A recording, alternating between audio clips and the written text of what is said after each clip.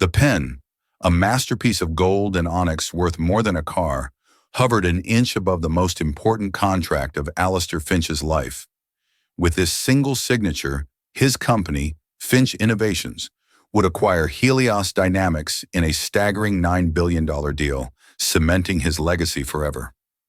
The room was silent, filled with the scent of old money and ambition. His lawyers beamed, the opposing CEO smirked in triumph, and cameras flashed to capture the historic moment. But then, a soft voice, barely a ghost of a sound, cut through the tension. A waitress refilling his water glass leaned in and whispered 5 words that would ignite a firestorm. "Don't sign this, Mr. Finch."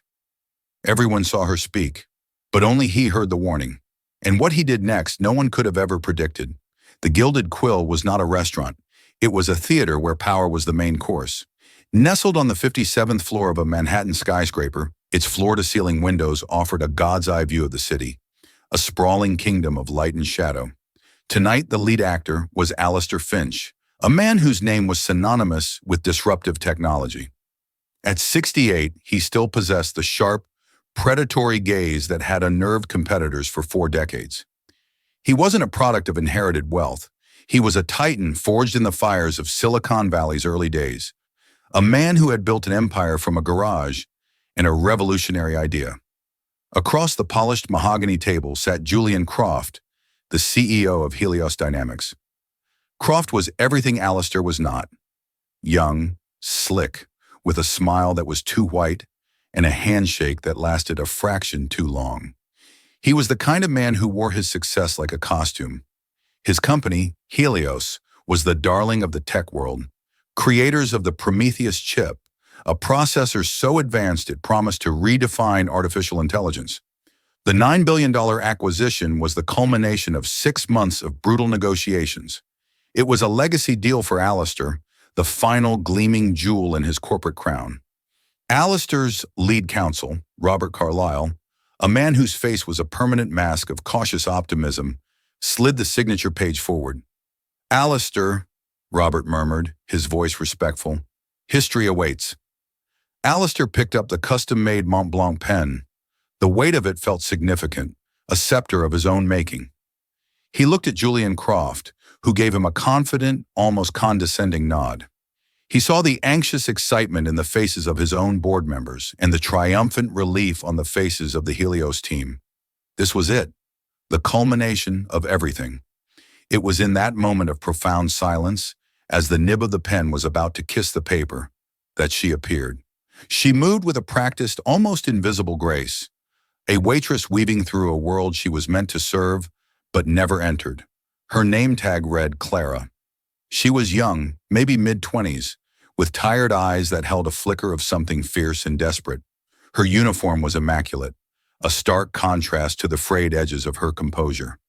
She reached for Alistair's water glass with a steady hand, a simple, mundane act. As she leaned in, her body momentarily shielding the movement of her lips from the rest of the table, her voice reached him, and him alone. It was a whisper, urgent and sharp, laced with a terror that felt chillingly real. "Don't sign this, Mr. Finch." The words were so unexpected, so completely out of place, that for a moment Alistair thought he had imagined them. He froze, his hands suspended in midair. He slowly lifted his gaze from the contract to meet hers. Her eyes, wide and pleading, held his for a single, searing second. It wasn't the look of a prankster or a madwoman. It was the look of Cassandra, a prophetess bearing a terrible truth. In that fleeting connection, he saw not just fear, but conviction. Then, just as quickly as she had appeared, she straightened up, her face becoming a neutral mask of professional service, and moved away from the table. The spell was broken. "Something wrong, Alistair?" Julian Croft asked, his smooth voice unable to hide a sliver of irritation. The entire room was staring at him. Robert Carlyle's brow was furrowed with concern. Alistair's pen was still poised for a signature that now felt impossibly heavy. Every instinct, every lifetime of gut feelings that had guided him through treacherous business deals screamed at him. He had built his empire by recognizing patterns, by seeing the flaw in the perfect design. And this girl, this ghost in the machine of his triumph, was a flaw he could not ignore. He slowly, deliberately placed the pen down on the table beside the contract. The small click echoed in the silent room like a gunshot. "A slight cramp in my hand," Alistair said, his voice calm and even, a masterpiece of control. He began to flex his fingers, making a show of it. "An old injury is acting up. Happens when I'm about to do something strenuous." He offered a thin, disarming smile. "And spending $9 billion is certainly strenuous." The tension in the room eased, replaced by polite, sycophantic laughter. Julian Croft relaxed back into his chair, the smirk returning. But Robert Carlyle, who had known Alistair for 30 years, wasn't fooled. He saw the flicker in his old friend's eyes. It was the look he got right before he gutted an opponent. Alistair wasn't cramping. He was thinking. And when Alistair Finch was thinking, someone was about to be in a great deal of trouble. Alistair's mind was racing. Who was she? How could she possibly know anything about this deal? What could she possibly know that his own multi-million-dollar due diligence team had missed? It was insane. It was illogical. It was also the most compelling thing that had happened to him in a decade. He needed to talk to her. Now. Alistair Finch didn't get to where he was by being predictable. While Julian Croft and his team celebrated with premature toasts of champagne, Alistair played his part, the aging lion nursing a minor ailment. He engaged in small talk, deflected questions about the signing with practiced ease, but his mind was a whirlwind of strategic planning. His eyes subtly scanned the restaurant, searching for the waitress named Clara. He saw her once, a fleeting glimpse as she disappeared through a set of swinging doors marked "Staff Only." He needed a diversion, something dramatic enough to clear the room of its key players and give him a window of opportunity. "Robert," he said, turning to his lawyer, his voice a little strained, "could you assist me for a moment? I feel a bit unwell. Perhaps some fresh air." He pressed a hand to his chest, a subtle but alarming gesture. Robert was by his side instantly, his face etched with genuine concern. "Of course, Alistair. Let's step out onto the terrace." Julian Croft's face tightened. A medical emergency was the one variable he hadn't accounted for. "Is everything all right, Alistair? Should we call a doctor?" "No, no." Alistair waved a dismissive hand, looking convincingly pale. He had learned long ago that the best way to control a room was to feign a moment of weakness. "Just a touch of vertigo, the height perhaps. A few minutes is all I need. Please continue enjoying yourselves. We'll conclude our business shortly." Leaning on Robert, he allowed himself to be escorted away from the table. As they passed the bar, Alistair whispered into Robert's ear, his voice now firm and clear. "I'm fine, Robert. Play along. I need 5 minutes alone. Cause a distraction if you have to. Keep Croft occupied." Robert's eyes widened in understanding. He didn't ask questions. He simply nodded, his loyalty absolute. Once out on the private terrace, with the cool night wind whipping at his suit, Alistair left Robert to field concerned inquiries and moved with a speed that belied his age. He bypassed the main entrance and found a service corridor. It smelled of bleach and boiled linen. It was a different world from the opulent dining room, the hidden engine of the grand vessel. He pushed through the swinging doors he'd seen Clara enter. The kitchen was a chaotic ballet of steam, clattering pans and shouted orders. He stood out immediately, a figure of immense wealth in a sharkskin suit amidst the stainless steel and white aprons. He spotted her near a dishwashing station, her back to him, her shoulders slumped. "Clara," he said, his voice quiet but firm. She spun around, a plate slipping from her soapy hands and shattering on the tiled floor. Her face went white with panic, not just at the broken dish, but at the sight of him. The head chef, a burly man with a fiery temper, started to yell, but fell silent when he saw the authority in Alistair's posture. "You and I need to talk," Alistair said, ignoring everyone else. "Now." He gestured towards a small, cramped break room. Her eyes darted around nervously. I can't. I'll lose my job." "You're about to either save my company or lose your job anyway," Alistair countered, his tone leaving no room for argument. "The choice is yours. You have 60 seconds of my time." Trembling, she wiped her hands on her apron and followed him into the break room, a tiny windowless space that smelled of stale coffee and desperation. She stood before him, looking less like a corporate savior and more like a frightened doe. "Who are you?" he asked, getting straight to the point. "My name is Clara Hayes." "That's not what I asked. Why shouldn't I sign that contract?" She took a deep, shaky breath, her gaze meeting his. The fear was still there. But beneath it, the fire he'd seen earlier was burning brighter. "Because Helios Dynamics is a lie. The Prometheus chip. It's a fraud." Alistair felt a cold knot tighten in his stomach. His due diligence team was the best in the world. They had spent months poring over Helios's data. "I have 100 analysts and engineers who would disagree with you. They've seen the specs, the benchmarks, the stress tests. The data is flawless." "Because the data is fake," she said, her voice gaining strength. "I was a junior data analyst at Helios. I was on the Prometheus project. The chip has a fundamental flaw. Under sustained high-level processing loads, it suffers from catastrophic thermal runaway. It doesn't just overheat, it cascades. It can fry not just itself, but the entire system it's integrated into. They've found workarounds for the short-term demos, but in any real-world, long-term application, it's a ticking time bomb." Alistair remained impassive, his face a granite mask, but his mind was calculating. If this is true, there would be a record. Original data, memos, something. "There was," Clara said, a bitter edge to her voice. "I found it. The original, unaltered test logs were buried on a partitioned server. I saw the failure rates. They were over 80% in critical simulations. When I tried to bring it to my superior, I was stonewalled. The next day, I was called into HR and fired for performance issues. My network access was revoked, and I was escorted out by security.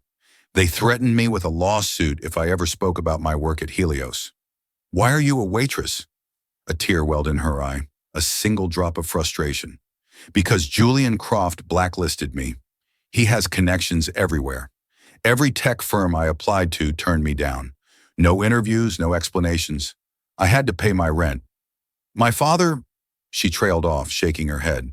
"I had to survive." Alistair's gaze sharpened. "Do you have proof of this? The original data?" This was the moment of truth. If she had nothing but a story, this was all a waste of time. Clara reached into the pocket of her apron and pulled out a small, cheap-looking USB flash drive. "When I found the original logs, I knew they would try to erase them. I made a copy.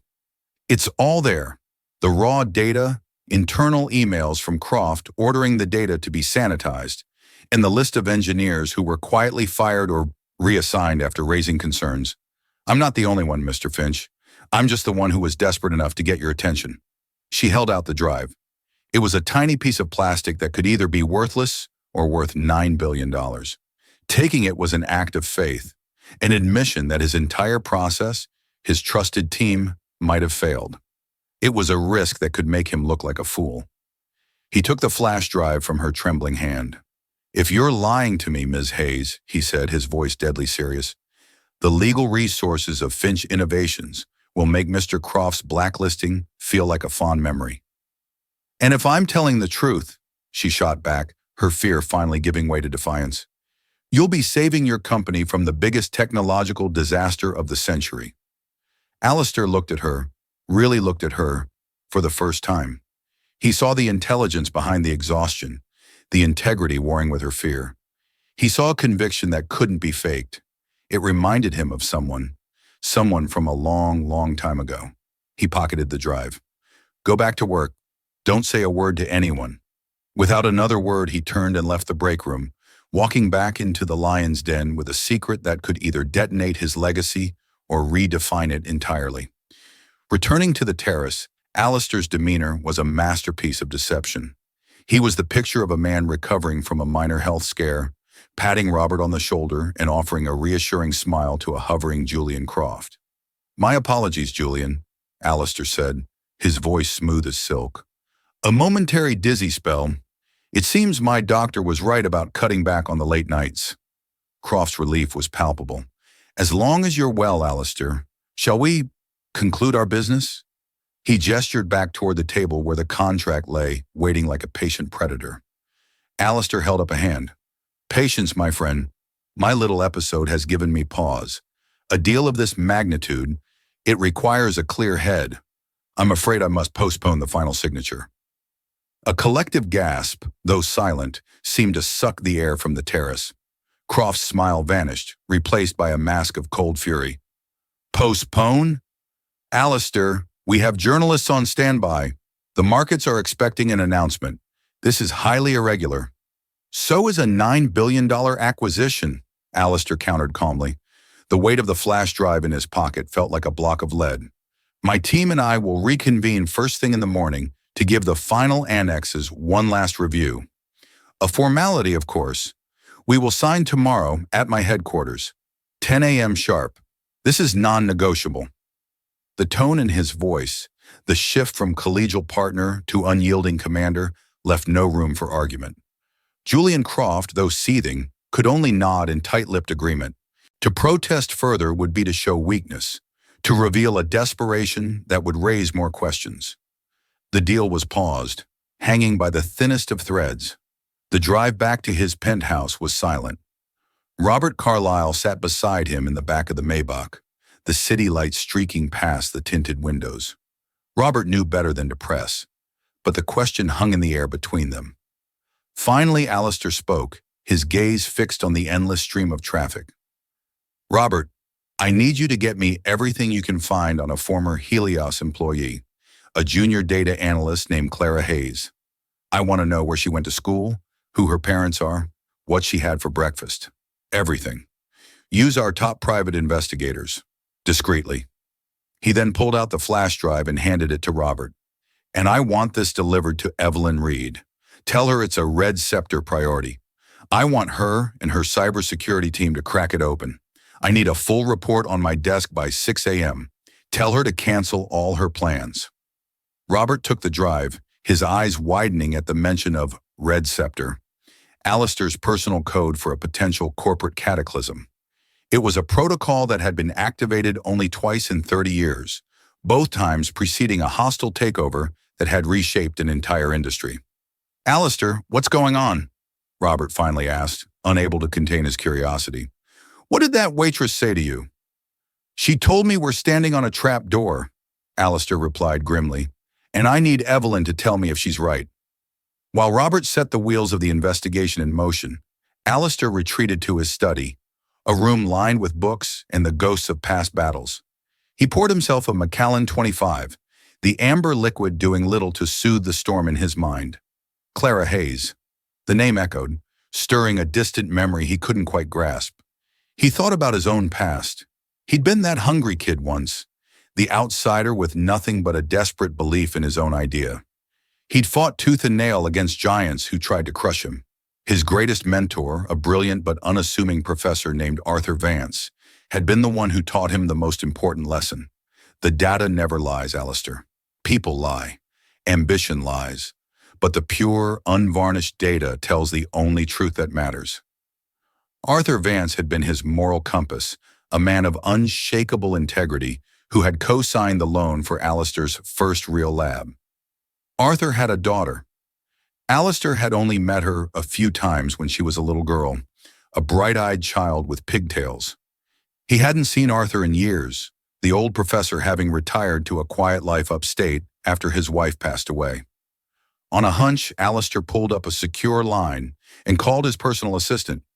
Diana, I need you to find an address for Arthur Vance, former professor of computer science at Stanford. Yes, that's the one. While he waited, the first encrypted email from Evelyn Reed arrived. Her team, a legendary group of white-hat hackers and digital forensics experts housed in a secure facility known as the Vault, was already at work. Subject: Red Scepter Preliminary Encryption Level. Omega, Mr. Finch. The device is a standard consumer-grade USB 2.0. Low-level security. However, the data within is another story. It's concealed within a multi-layered encrypted container, masquerading as corrupted image files. This wasn't done by an amateur. Whoever set this up knew exactly what they were doing. We're peeling back the layers now. We'll update as we progress. Reed Alistair felt a surge of adrenaline. An amateur would have just copied the files. This was different. This was the work of someone who knew they were being hunted, someone who had carefully prepared for this exact moment. An hour later, another email. Subject: Red Scepter Update, Layer 4 Encryption Level. Omega, Mr. Finch, we're in. It's a treasure trove. Raw simulation logs, internal memos, server access records. Initial comparison with the data Helios provided our diligence team shows massive discrepancies. I'm talking night and day. The official reports show a 0.01% failure rate. These raw logs show rates climbing to over 85% on sustained performance tests. I've attached a preliminary summary. The term thermal runaway appears 427 times in the engineer's original notes. This term is entirely absent from the official documentation we were given. Evelyn Allister's blood ran cold. He opened the attachment. The screen filled with charts and graphs, a stark mathematical portrait of a catastrophe in the making. The Prometheus chip wasn't just flawed, it was a Trojan horse. Integrating it into Finch Innovations' global cloud infrastructure, as planned, would be an act of corporate suicide. It would cause data corruption, system-wide failures, and security breaches on a scale he couldn't even comprehend. It would destroy his company from the inside out. Just then, his private investigator's report on Clara Hayes arrived in a separate, secure channel. He opened it, his eyes scanning the details of her life. Graduated top of her class from Stanford, a double major in computer science and applied mathematics. A glowing recommendation from her department head. Then the piece of information that made the world stand still. Father, Arthur Vance. Mother, deceased. The glass of whiskey slipped from Allister's hand, shattering on the marble floor. It wasn't just some random waitress. It was Arthur's daughter, the daughter of the man who had taught him to always trust the data. She hadn't just saved his company. She was carrying on her father's legacy of truth, a legacy Allister himself had nearly betrayed. The game had changed. This was no longer just about business, it was about honor. And Allister Finch was about to remind Julian Croft what happened when someone threatened his honor. The first rays of dawn sliced through the blinds of Allister's study, finding him not asleep, but energized by a cold, righteous fury. The floor was littered with printouts, the damning evidence from Evelyn Reed's team. Side-by-side comparisons of Helios's fraudulent data and the horrifying truth Clara had provided. Interspersed were internal emails, cold and clinical in their criminality. One from Julian Croft to his head of R&D stood out. The Finch deal is our only lifeline. Bury the thermal runaway data. I don't care how. Sanitize the logs and get me a report that shows a 99.9% success rate, or start updating your resumes. And then, the most chilling discovery, a human resources termination file for one Clara Hayes, flagged with a DNR, do not rehire, and a note, personally initiated by Croft.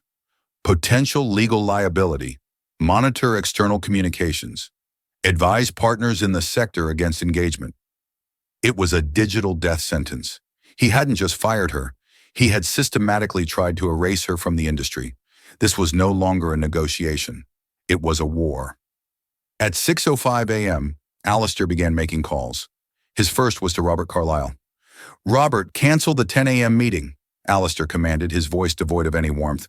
"Reschedule it for 2 p.m. and change the venue. Not our main boardroom. Book conference room 7, the big one with the full media wall." "Conference room 7? Robert sounded confused. "Allister, that's our presentation theater. It seats over 100 people." "I know what it is," Allister said. "I want you to extend the invitation to our entire executive board. And I want you to invite Helios Dynamics Board of Directors as well.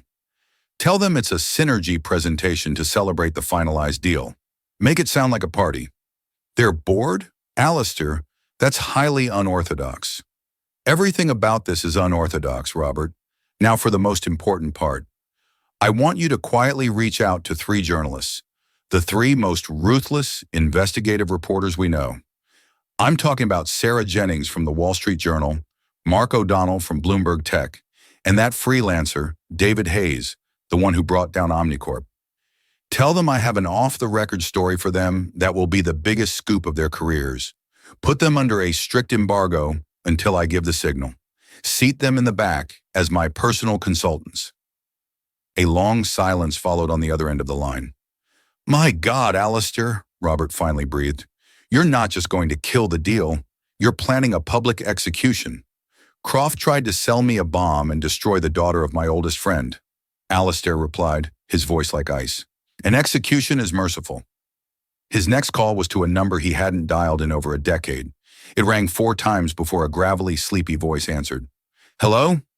Arthur, it's Alistair Finch." There was a pause, then a warm chuckle. "Alistair? Well, I'll be. I thought you'd have forgotten about this old dinosaur by now. To what do I owe the honor?" "I met your daughter, Arthur," Alistair said simply. The warmth in Arthur Vance's voice evaporated, replaced by paternal concern. "Clara? Is she all right? She's been having a hard time. Lost her job. Couldn't find another." "She's more than all right, Arthur," Alistair said.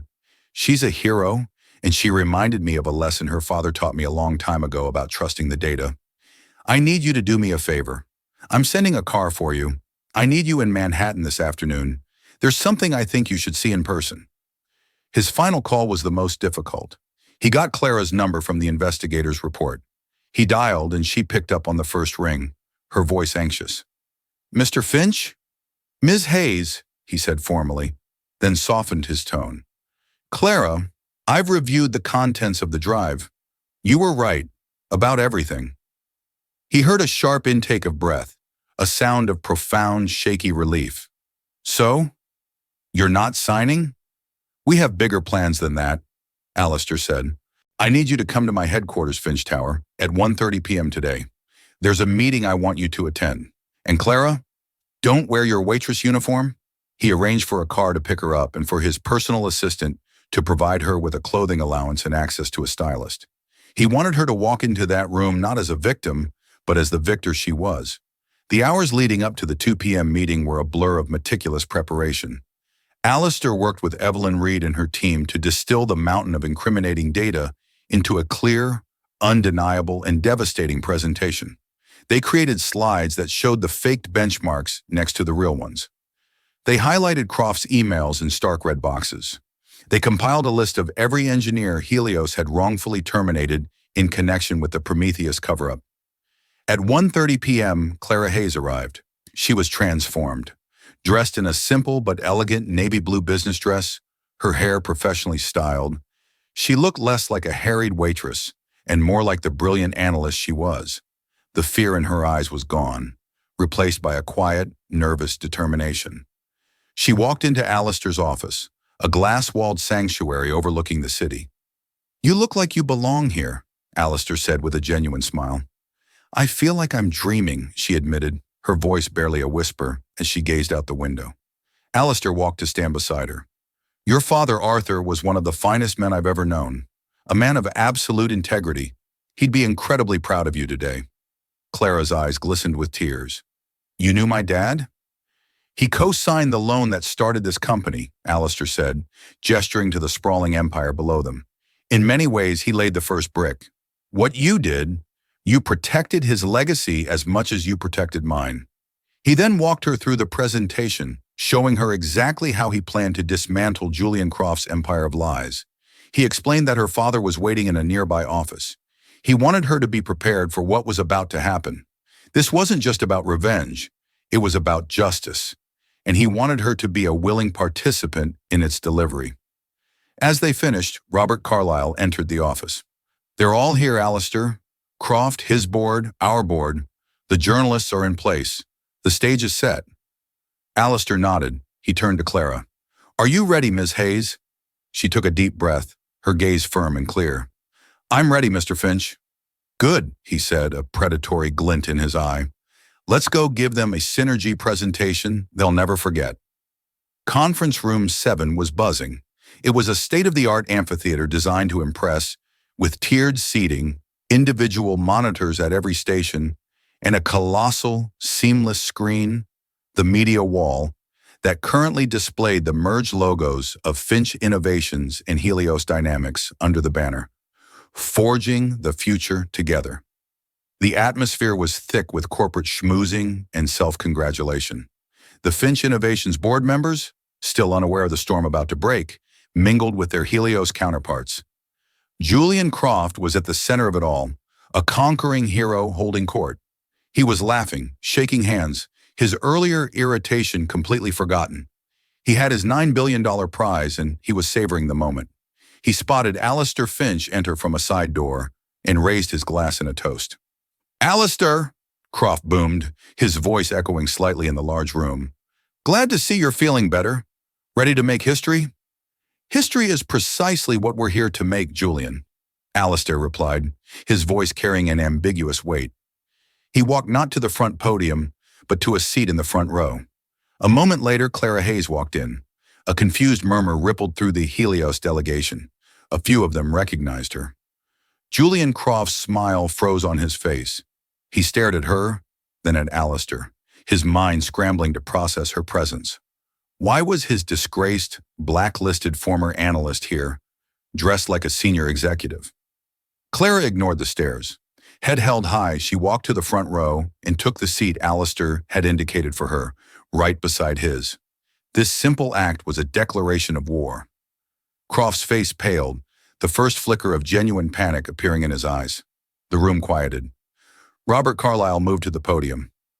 "Good afternoon, everyone," Robert began, his voice formal and steady. "Mr. Finch has asked me to begin today's Synergy presentation. Before we proceed with the formal signing of the acquisition documents, Mr. Finch would like to share some final thoughts on the spirit of partnership and the foundational importance of due diligence." All eyes turned to Alistair. He rose slowly and walked to the podium, his presence commanding the absolute attention of everyone in the room. He looked out at the sea of faces, his trusted colleagues, the smug members of the Helios board, and in the back, the three journalists who were now leaning forward, pens poised. "Thank you all for coming," Alistair began, his voice calm and resonant. "Mergers and acquisitions are often described in the language of battle. We conquer, we capture, we win. But I've always preferred to see them as acts of trust. A company isn't just its assets or its intellectual property. It is, at its core, a collection of promises. A promise to its employees, to its customers, and to its partners. Today we are here to celebrate the union of two companies based on such a promise." He paused, letting the words hang in the air. Julian Croft was starting to sweat. "The promise of Helios Dynamics rests on a single, revolutionary piece of technology. The Prometheus chip," Alistair continued. He gestured to the media wall, and the merged logos were replaced by a sleek 3D rendering of the chip. "It's a marvel of engineering, a testament to human ingenuity. We were promised a chip with a 99.99% success rate under peak load, a chip that would change the world." He looked directly at Julian Croft. "And Julian, you and your team delivered a spectacular set of data to back up that promise. Benchmark after benchmark, stress test after stress test, all flawless." Alistair smiled, a thin, cold smile that didn't reach his eyes. "But a funny thing happened on the way to the signing. You see, I was raised by a mentor, a brilliant man who taught me that a promise is only as good as the truth it's built on. And he taught me to always check the foundation." With a nod to the tech booth, the screen behind him split. On the left, under the heading, "Data Provided by Helios," were the pristine charts and graphs they had all seen. On the right, under the heading, "Original Unaltered Data," a second set of charts appeared. These were not pristine. They were a horror show of red lines plummeting into failure, of temperature gauges skyrocketing past critical limits. A wave of shocked gasps and frantic whispers swept through the room. The members of the Helios board looked at the screen, then at Croft, their faces a mixture of confusion and dawning horror. "As you can see," Alistair said, his voice dropping to a dangerously quiet level, "there's a slight discrepancy. One set of data shows a world-changing success. The other shows a world-burning failure. One is a promise. The other," he paused, his eyes locking onto Croft's, "is a lie." The next slide appeared. It was the email from Julian Croft. Bury the thermal runaway data. I don't care how. Croft leaped to his feet. This is outrageous. Slander. Where did you get this fabricated nonsense? I'm glad you asked, Julian, Alistair said smoothly. The screen changed again, now showing a professional headshot of Clara Hayes. Some of you may recognize this woman. Her name is Clara Hayes. She was a data analyst at your company. She is also the person who discovered this fraud, tried to report it through the proper channels, and was illegally fired and blacklisted for her integrity. He gestured to the front row. She's sitting right here. Perhaps you'd like to ask her if the data is fabricated? Every head in the room swiveled to look at Clara. She met their gazes without flinching, a silent, powerful indictment. Croft was cornered, his face ashen. She's a disgruntled employee. This is corporate espionage. You can't prove any of this. Oh, but we can, Alistair said, signaling for the final part of his presentation. A list of names and faces filled the screen. This is a list of the 17 other engineers and analysts at Helios who were fired or reassigned over the past year.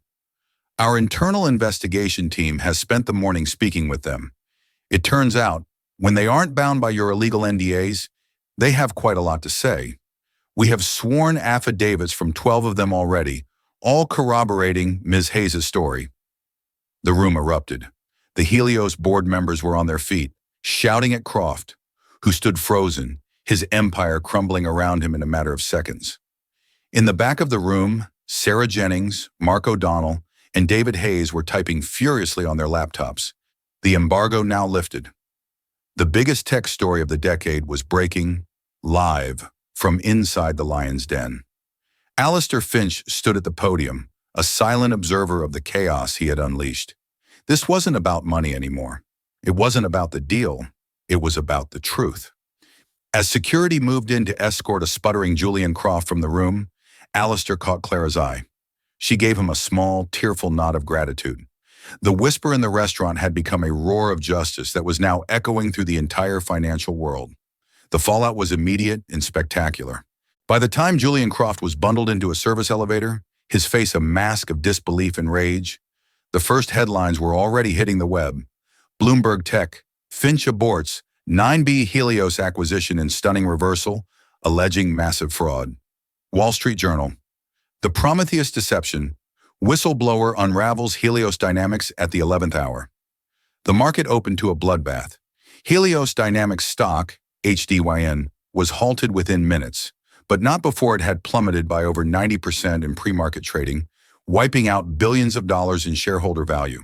The company, once the jewel of the industry, was now radioactive. The days that followed were a whirlwind of legal and corporate carnage. The SEC launched a formal investigation into Helios Dynamics, Julian Croft, and his executive team. Federal prosecutors began assembling a case for securities fraud, wire fraud, and conspiracy. The 17 engineers Alistair's team had identified became star witnesses, their stories of intimidation and cover-ups painting a damning picture of a corporate culture rotten to the core. Alistair Finch, meanwhile, was lauded as a paragon of corporate integrity.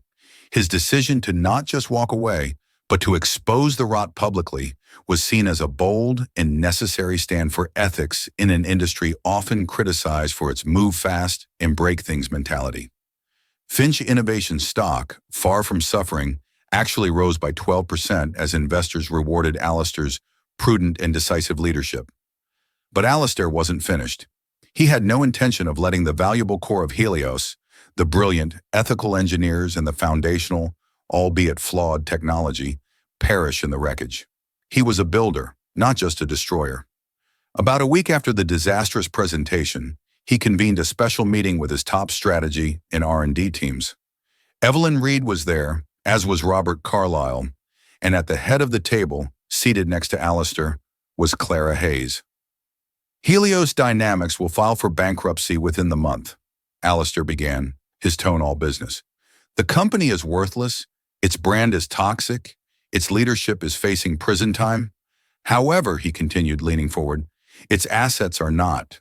There are hundreds of brilliant engineers at that company who were either silenced or kept in the dark. The base architecture of the Prometheus chip, once you strip away the fraudulent performance claims, is fundamentally revolutionary. The thermal runaway problem is a significant engineering challenge, not an insurmountable one. He looked around the table. I am proposing that we do not walk away. I am proposing that we acquire the essential assets and intellectual property of Helios Dynamics out of bankruptcy court. We will get it all for pennies on the dollar, a fraction of the original $9 billion. Evelyn Reed's eyes lit up. We could rebuild the Prometheus project from the ground up. Do it right this time. No fake data, no shortcuts. Exactly, Alistair said. But it needs new leadership. It needs a leader who understands the technology, who has unimpeachable integrity, and who has a personal stake in seeing the truth prevail. He turned to Clara Hayes. Clara, I am creating a new subsidiary within Finch Innovations. It will be called the Vance Project in honor of your father. Its sole purpose will be to take the raw potential of the Prometheus architecture and solve the thermal runaway flaw, creating the chip it was always meant to be. I want you to lead it. Clara was stunned into silence. Her mouth opened, but no words came out. Me? Mr. Finch? I was a junior analyst. I don't know how to lead a division. You knew how to tell the truth when an entire corporation was built on a lie, Alistair countered gently. You knew how to risk everything for what was right. You have more leadership in your little finger than Julian Croft had in his entire body. You won't be alone. Evelyn will be your technical advisor. I will mentor you personally. We will give you every resource you need. He paused, his gaze intense. I'm not offering you a job, Clara. I'm offering you a chance to finish what you started, to turn the symbol of a massive fraud into a beacon of innovation and integrity. It was then that Arthur Vance, who had been sitting quietly at the back of the room at Alistair's invitation, spoke up. He's right, sweetheart, the old professor said, his voice thick with pride. You've always been brilliant. Don't let anyone, especially yourself, tell you otherwise. Tears streamed down Clara's face, but this time they were tears of joy and disbelief.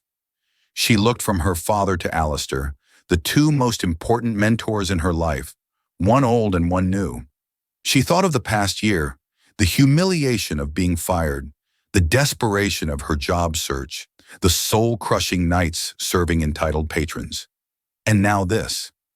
She straightened her shoulders, wiped her tears, and found the voice she never knew she had. Yes, she said, her voice clear and strong.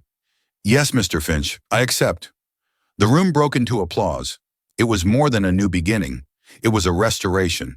The natural order of things, where integrity was rewarded and brilliance was allowed to shine, had been reestablished. Alistair Finch hadn't just dodged a $9 billion bullet. He had turned a near catastrophe into one of the greatest strategic victories of his career, all because he had listened to a whisper. 2 years later, the stage at the World Technology Summit in Geneva was bathed in the signature blue light of Finch Innovations. The auditorium was packed with industry leaders, journalists, and investors, a palpable buzz of anticipation in the air.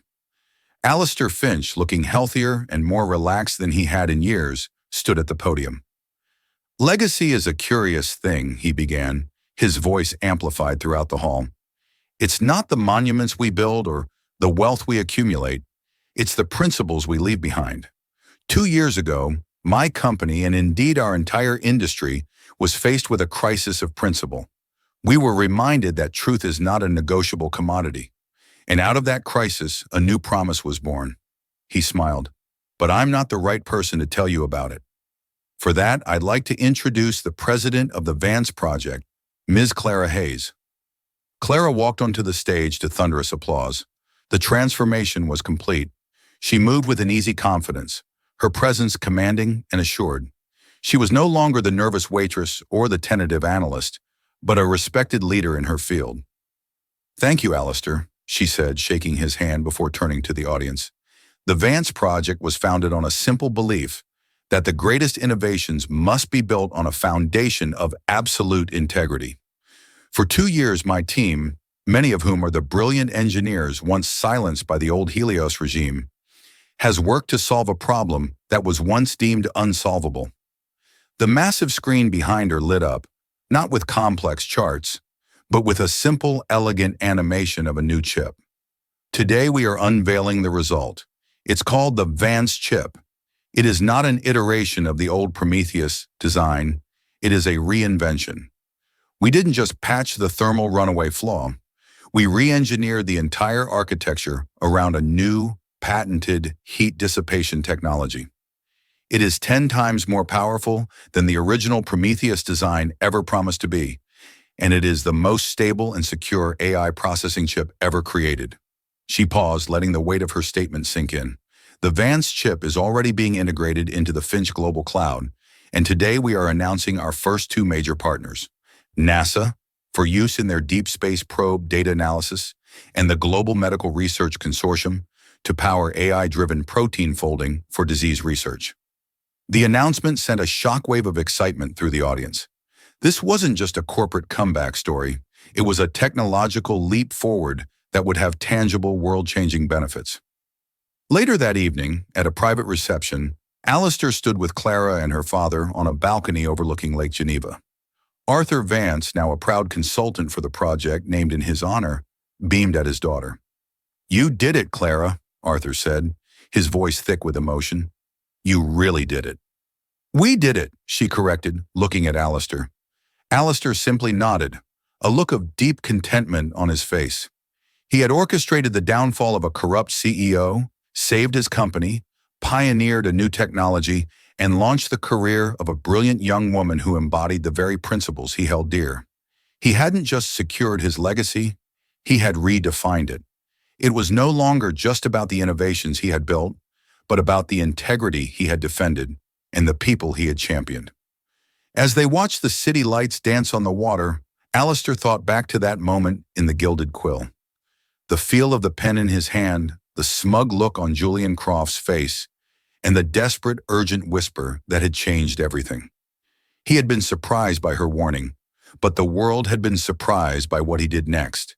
He hadn't just listened, he had acted, amplified her whisper into a roar, and in doing so, had proven that sometimes the most powerful voice in a room isn't the one that belongs to a billionaire, but the one that dares to speak the truth.